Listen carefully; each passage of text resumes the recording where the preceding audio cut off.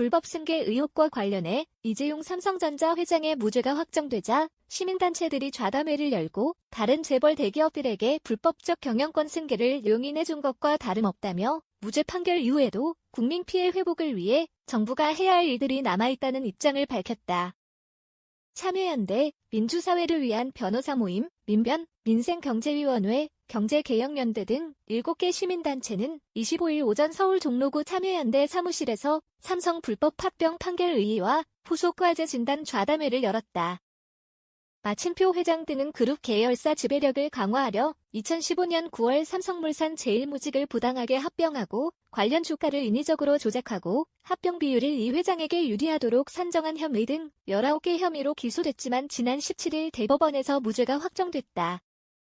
마침표 좌담회에서 노중화 경제개혁연대 정책위원은 이미 앞선 다른 재판들에서 인정된 합병 목적의 부당성, 합병 비율의 불공정성, 삼성바이오로직스의 분식회계 등을 인정하지 않았고 이는 보편적 상식과 정의관념에 부합하지 않는다고 했다.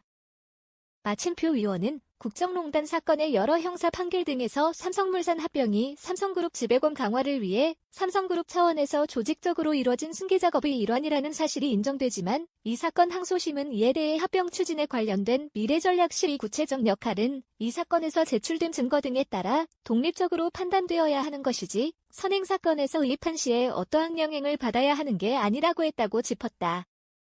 이어 대법원이 기존 전원합의체 대법원 판결과 배치되는 항소심 판결을 그대로 인정하고자 했다면 적어도 자세한 판단 근거를 제시했어야 한다고 주장했다.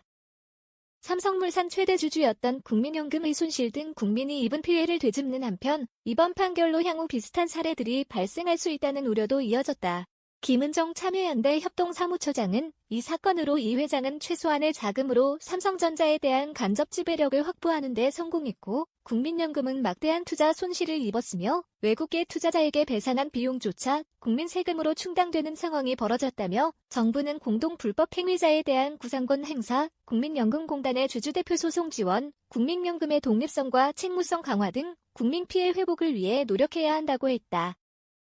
김종보 민변 민생경제위원회 변호사는 이번 대법원 판결은 합병의 진정한 목적이 후계자의 그룹 지배력 강화라 하더라도 실제로는 필요하지 않은 사업상 목적을 명분으로 끼워놓기만 하면 정당한 합병이 돼 처벌받지 않는다고 판단한 것이라며 이번 판단으로 다른 재벌 그룹에서도 삼성과 유사하게 총수일가 후계자가 지배하는 회사 가치를 최대한 높여놓고 다음 그룹을 지배하는 회사와 합병을 하려는 시도가 이루어질 수 있다고 우려했다.